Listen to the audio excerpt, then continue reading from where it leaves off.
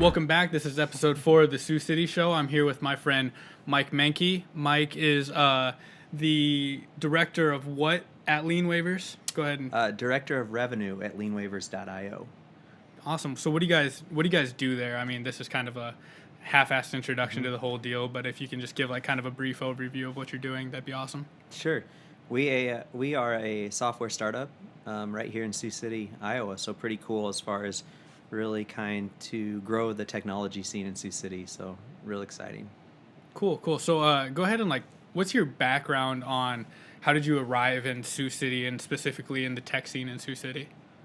Yeah, it's a kind of a long story and a totally different path than most people. So I graduated from college and then I started working for the family business, and we were in the banquet business. So I was managing weddings, and actually my family runs a golf course in eastern Iowa. So I did that for 15 years, and I thought I was getting into the golf business, but basically it turned into the marketing business and learning how to grow a business from scratch to where it is today. And so I really felt like that was my passion and was ready for a career move and to move on from the family business.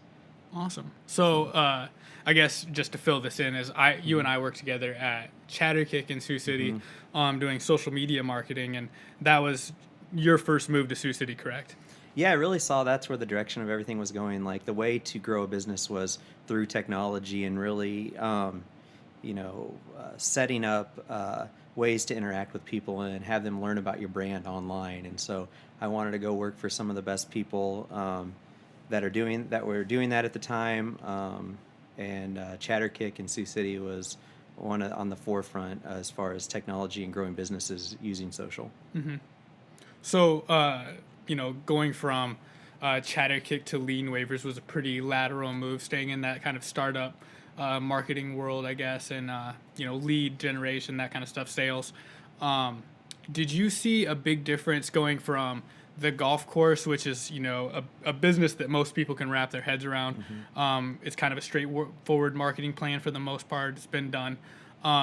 And then taking that leap to go into social media and kind of like a newer forefront, and now kind of making that same leap again. Do you see a difference between traditional businesses and kind of the more startup style businesses? Sure. I mean, it's still growing a business, but when we were growing a business back in the mid 2000s, you weren't really, you're doing it more traditionally through radio advertising, newspaper advertising, and then as things developed, everything started going to social and Google, and so you really had to learn different ways to connect with people. And so, yeah, the transition was a completely different businesses, but you're still growing a business in the same way. Definitely. What's your team look like over there at Lienwaivers? We're a team of 4 right now, full-time employees. We just added a 5th employee that's going to come on board full-time here this week, and we have a good group of interns from right here in Sioux City that go to Morningside. Awesome. So, specifically, who's with the company and what's kind of the roles? Sure. You can just talk about full-time Sure. So, employees. I moved over from Chatterkick, which is a social media agency, and went to Lienwaivers.io, which is a software company, and we have a piece of software for the construction space. And so we really tie into accounting software platforms in the construction space to really streamline a unique process. And so what's really nice about Lienwaivers.io is that you can really scale the company. So the difference between working at the golf course was, there was only so many weekends that you could fill with business. But with a piece of software, everybody's your customer. So we're working with customers in 26 states right now. So that's been great just to really see that grow and how you can really scale it across the country from right here in Sioux City. Definitely. Wow. So you guys are in 26 states, and yeah, we have customers in 26 states right now, and basically we have had people using our technology in every single state. Wow. And I've seen just through kind of loosely following what you guys are doing on social media, just because I'm a fan of the team. I've seen that there's been a number of grants and accolades and awards here in the last few months, there's been a couple of big ones, right? Yeah, the state of Iowa has been really supportive. They've been great. We've applied for some startup grants through the Technology Association of Iowa, and they've really given us support, and we've won those awards. We competed against 50 companies. We won an award from the governor of Iowa. Governor Kim Reynolds presented us an award for our technology in the construction space in August, and so that was really exciting. We got to go down to Des Moines, interact with all the other technologists in the state, and went to Drake University and got the award. So we got a $100,000 grant through the state of Iowa. So that'll really help us grow and expand our team. Awesome. It like always helps having that support of the state, support of I guess the community at large when you're doing what you're doing. So I guess I'm familiar enough with the construction space to really know how much of service Lienwaivers is providing, but can you kind of like explain the problem and the solution that Lienwaivers provides? Sure. So it's it sounds really boring, but it is one of the most important documents that is exchanged in the construction space every single day. I think as of last month, we were moving 20,000 Lienwaivers exchanging 20,000 Lienwaivers through our platform. So basically, if I was the general contractor hired to build a building, I need to hire subcontractors, and so like the roofer on that project. And so when you pay that roofer, you have to exchange a Lienwaiver with payment. So basically saying that the job is complete, and that way you can't come back on the initial owner or the actual owner of the building later on and say that you weren't paid. So it's basically a document saying you've completed the work. And so with each payment that goes out, you have to sign a Lienwaiver. And so what we do is we facilitate the Lienwaivers electronically directly from their accounting platforms. And traditionally, doesn't that process take like 2 weeks or something, and it's basically instant now, right?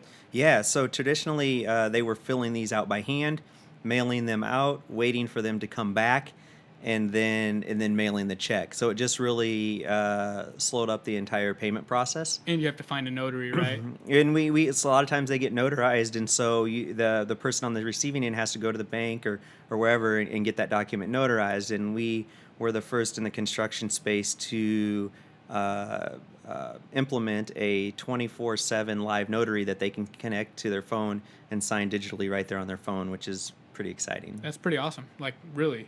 That's so this was kind of the brainchild of people in Sioux City, correct? Yeah, so it all started out as Luis Trejo. He was a controller at Brown Weger, kind of a large regional construction company operating out of Iowa, South Dakota, and Nebraska. And Luis was exchanging hundreds of these Lienwaivers per month and filling these out. And so it was really more of a time-consuming process than it was actually, really part of his job. It was really taking up a lot of his time. And so he teamed up with Jeff Arnold, who is our CEO and head developer, and said, "Hey, Jeff, there's got to be a better way." And Jeff's like, "Well, I'll just write you a piece of software to do that." And I'll get into Jeff's background a little bit more. But so he wrote the piece of software for Luis to use. And then they were like, well, maybe there's other people out there that are in the same position as I am that could use this piece of software. And so they just kind of started dabbling in it and then expanding from there. So pretty cool. Yeah. And so what's Jeff's background? Yeah, so Jeff is a technologist. He is originally from Ohio, but was working out in New York for a company called Intent Media.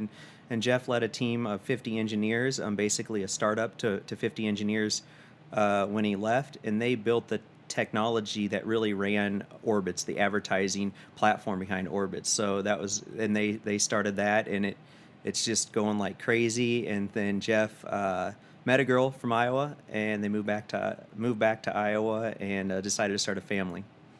Awesome. So kind of a unique way of getting here. But yeah, definitely. And like, how did your story of getting here? You kind of talked about working with Chattercake really brought you out, but you making that move from Eastern Iowa to Sioux City. Have you seen like a difference in like Iowa culture or even like startup communities at all in the move? Well, what's really unique is there really wasn't a startup community in Sioux City, but the community is so supportive of what we're doing and so excited about it, even though they might not know exactly what we do, because the majority of our customers aren't even in Iowa. I think we just have a handful of customers that are actually in Iowa, and then you take a state like Michigan where we might have 30 customers right now on our platform. So But they know that we're doing great things, and they want to be a part of it, and we're adding jobs to the community. So Yeah, and that's like almost something that is just inherently true about the Sioux City startup scene or Sioux City business scene in general, is that there's like almost a blind allegiance to like people who are doing cool things in Sioux City. They're just like, oh, it doesn't apply to me, but I'm going to support the hell out of that company just because I believe in people doing things in Sioux City. And I think that's really cool. And it's something that you don't get in bigger cities, at least in my experience, where like you kind of get more involved in like I guess a rat race mentality, and especially success seems to be treated more like a zero-sum game, where in Sioux City, like I guess I'm pretty involved in the music scene to the point that I see like all of the artists in Sioux City more than I would ever expect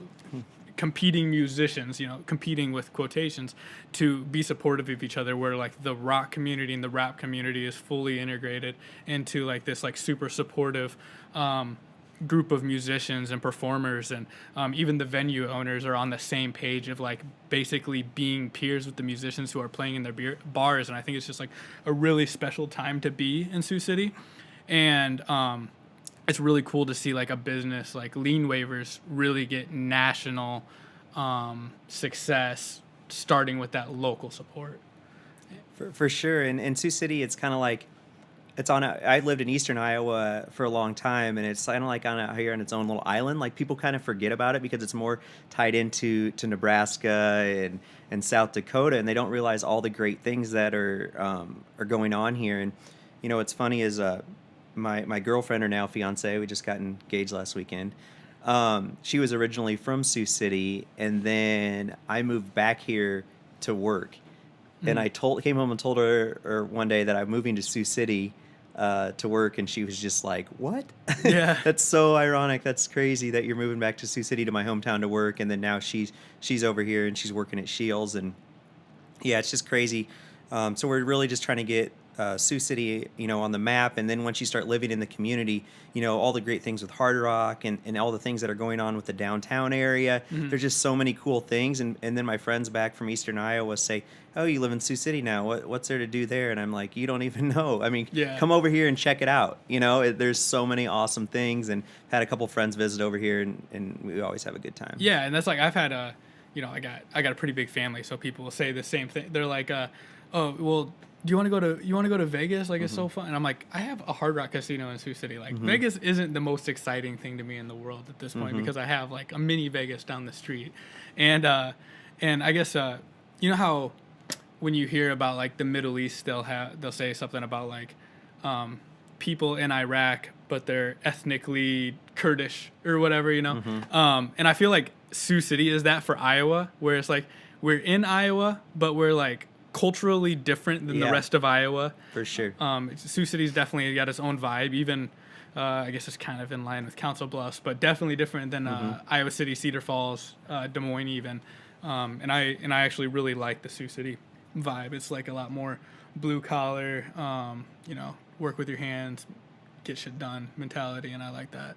Yeah. And all all the different cultures and all the different things that we have going on here in Sioux City are just awesome, and not to mention all the great restaurants here. I mean, I think this is one of the hottest spots in the state for good local food. So I know that you've touched on that before in some of your other podcasts, but the food here is incredible. Let's bring back a segment that we haven't done since episode 1 of the Sioux City show. Mike, if you had to give one recommendation of your top spot in Sioux City, could be anything: food, wine, beer, coffee. What's the number one slept on spot in your opinion? Well, a newfound spot for me, I love Pierce Street Coffee. As far as the food there, if you kind of want that healthy vibe. But what's kind of a sneaky spot in town that people don't really think of is Blue Moon Cafe. I think that's what it is, Blue Moon Cafe. It is like they have the best fish or shrimp tacos there. Yeah. So we go there for lunch, and the service is great, and there's just usually a few people in there for lunch, but you can tell the food is like handmade. Like they really take pride in it. Yeah. So I love that place. Of course, Taco El Guero. Yeah. El Guero is great, and they just they have the new $40 deal. Yeah. You get like burritos and It's a crazy deal, right? It's like this 3 burritos yeah. and 10 tacos. Yeah, I did the Like- math on it, and like every piece of food is like $2 on average once you Yeah. average everything out. It's insane. But I'm cutting you off because you're only supposed to do one slept-on thing, and Sorry. you're really going yeah. overboard on I get that. so excited when I start talking about food in Sioux City. Right. I guess like mine right now is this it's Me Chicano, the meat market on I think it is 25th, 24th, and Myrtle Street, and it's like a butcher shop slash restaurant, like a little 6-seat restaurant in the back.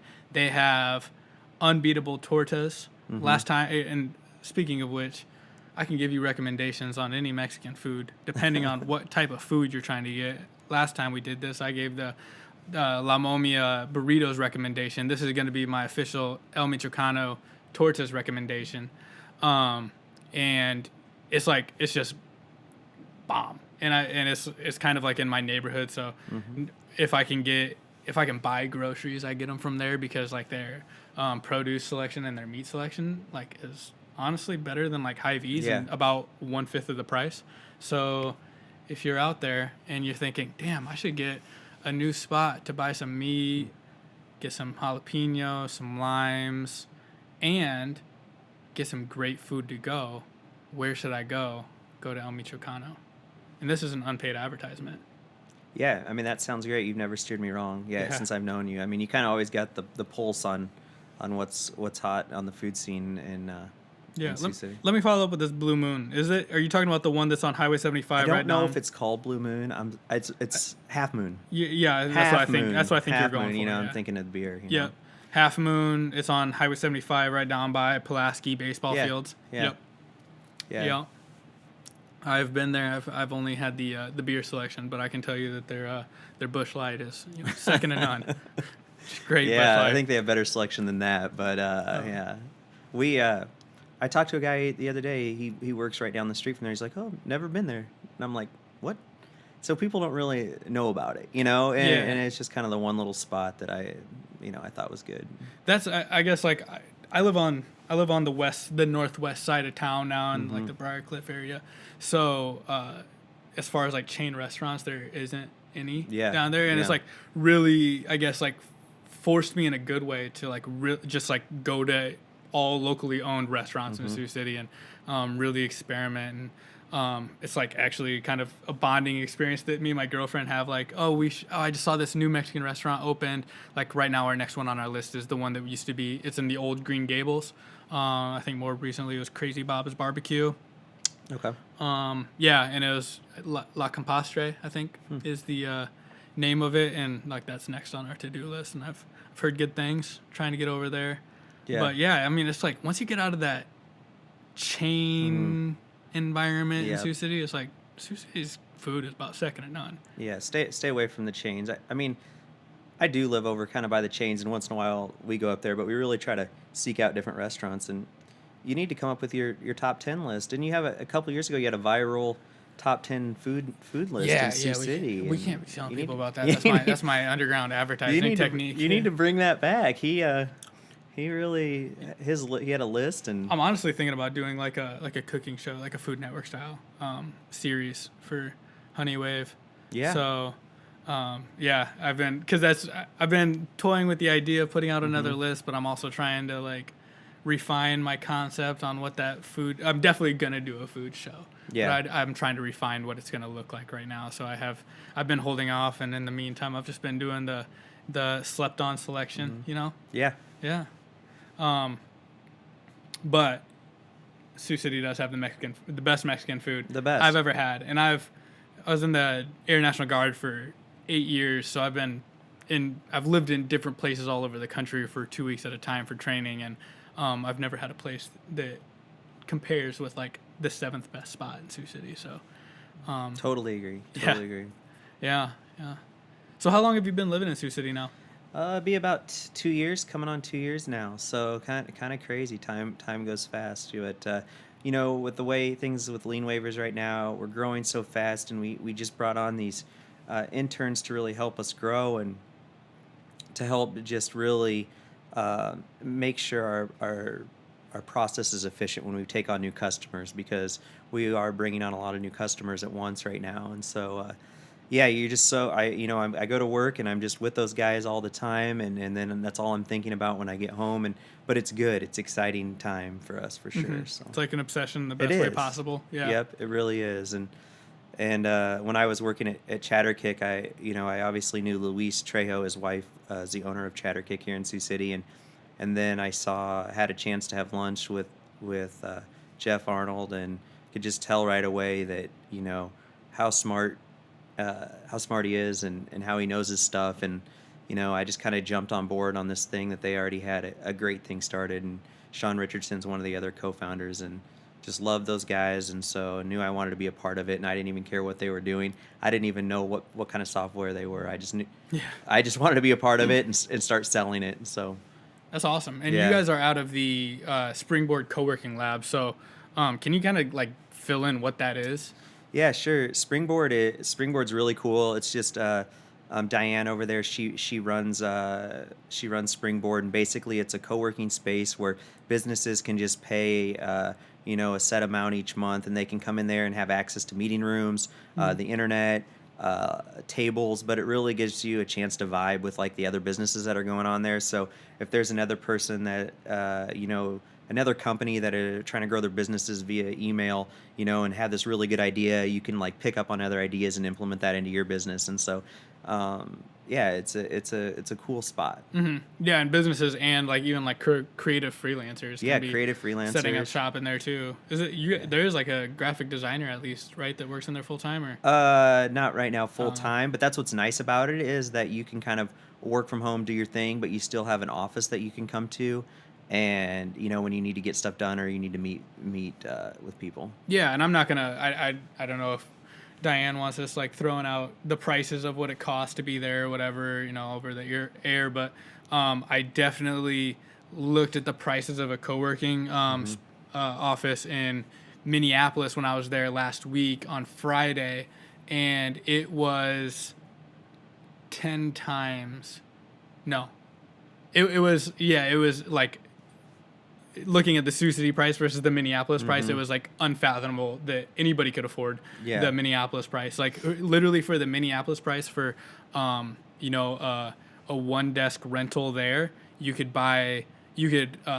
literally rent an entire storefront in downtown Sioux City. So I was like, oh, okay, that's the difference. That's just another benefit to being in Sioux City trying to run a business. And, it's pretty doable if anybody wants to take a big hit on their, if somebody wants to live in a apartment that's half as nice as the one that they're currently living in Sioux City, you can probably finance an office if you want to start a business, Definitely. I mean, under $100, and that includes the parking. And parking in Sioux City is a little sometimes, but $100 to get a parking pass.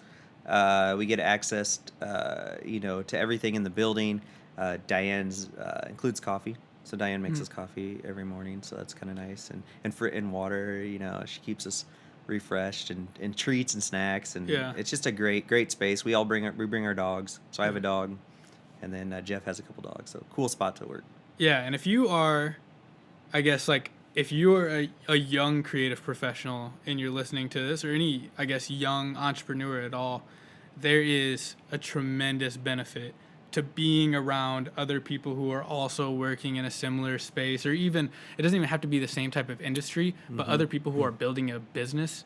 Being around them and being involved in the startup community in Sioux City is really priceless. It's tough to put a dollar amount on what that's worth, and to be able to do it in Sioux City at, like you said, less than $100 a month, that's an insane price. Yeah, like that's basically free.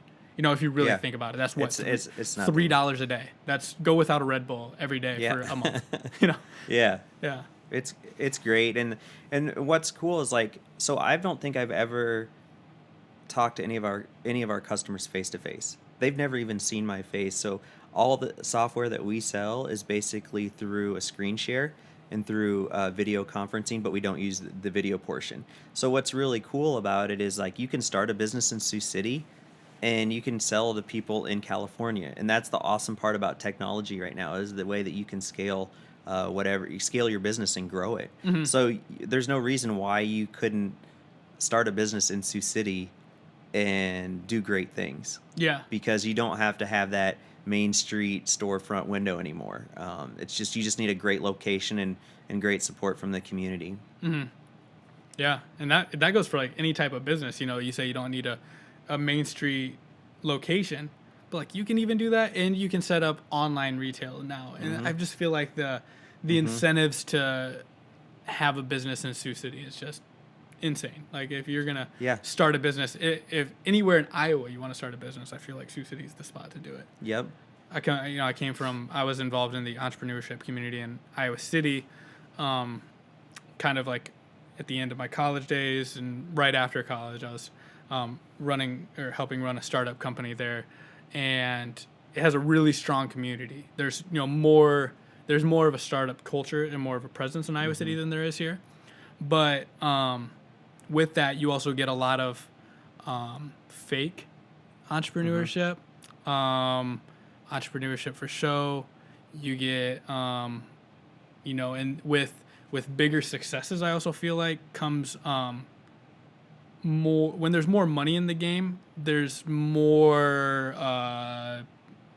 shady reasons for being involved in companies. Like people get a little bit more shady about what they're doing with the more money, and there really isn't.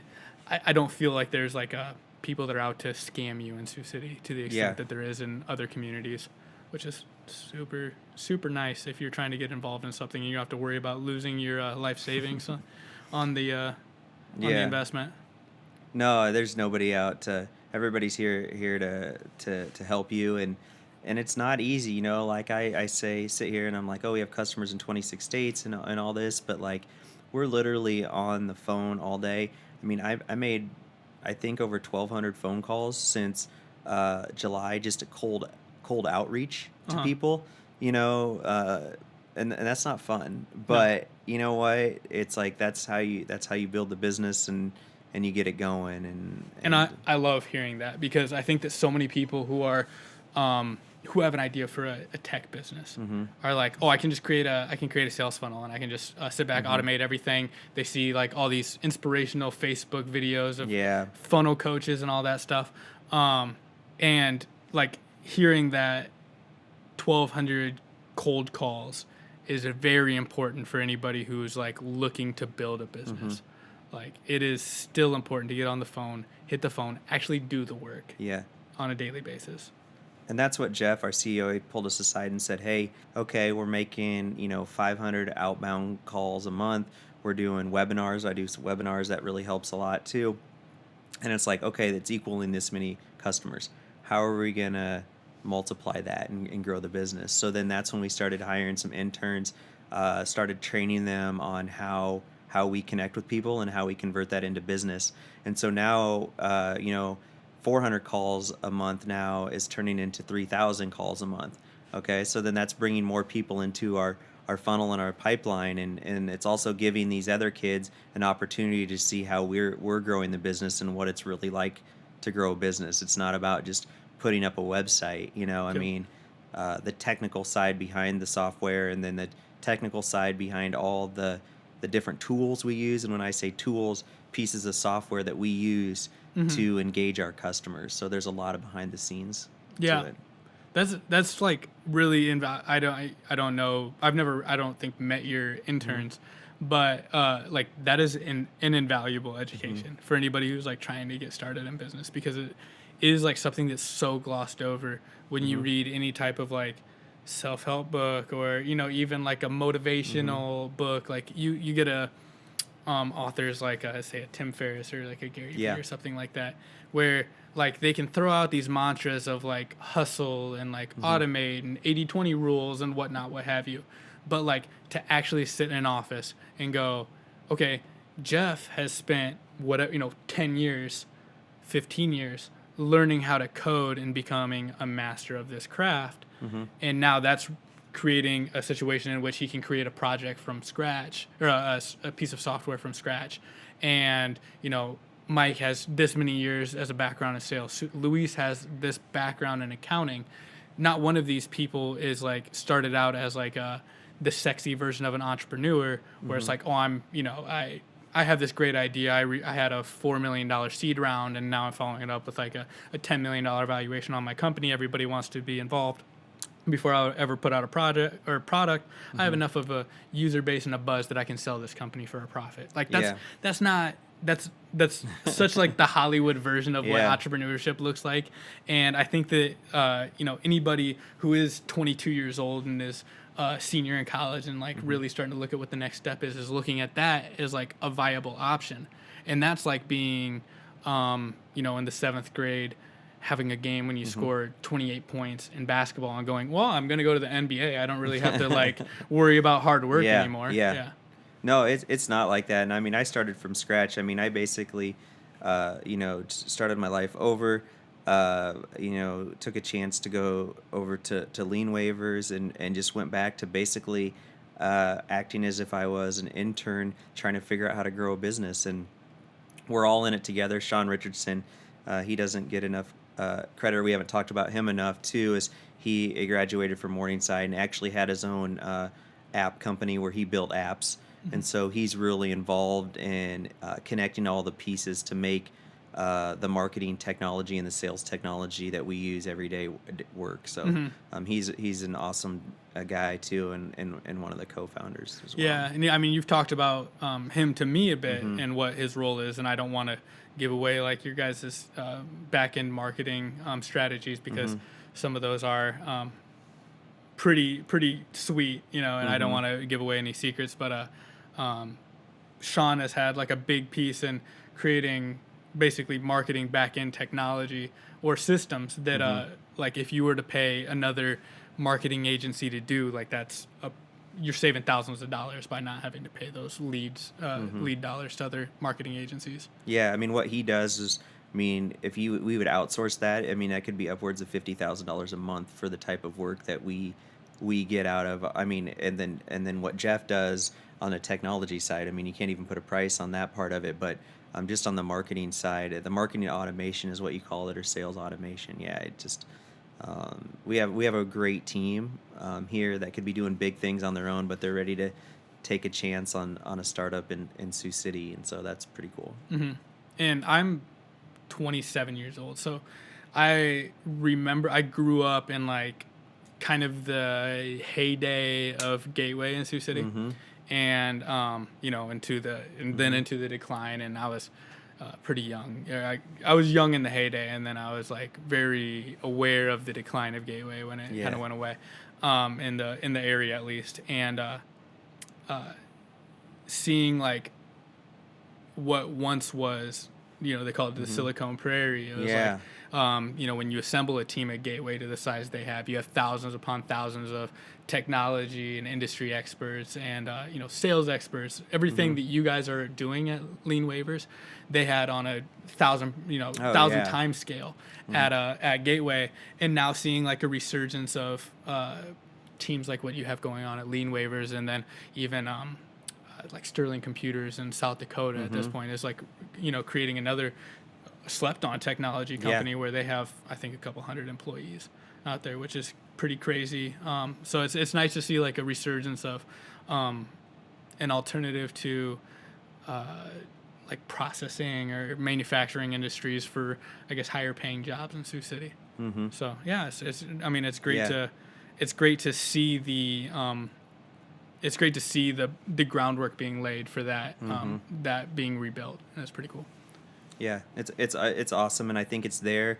We're still in the beginning stages of it, but I think, with the local colleges that we have here, I think there's a really great opportunity to stop those kids from leaving the community and say, hey, look, we'll offer you an internship at this tech company.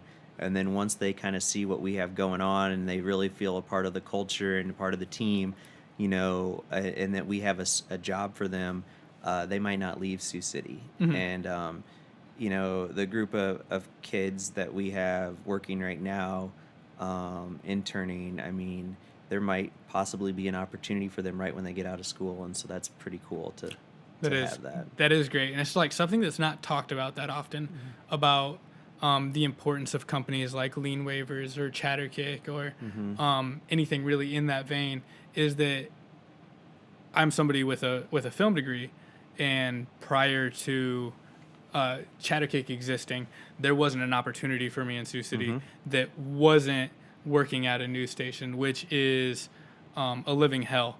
And so the fact that Chatterkick exists is really the thing that kept me in Sioux City, Mm-hmm. because I did put in a year at a news station in Sioux City and was like, okay, never again. That became Mm-hmm. clear my second week. I was like, oh, this is not what I want to do at all, and kind of grinded it out for a year.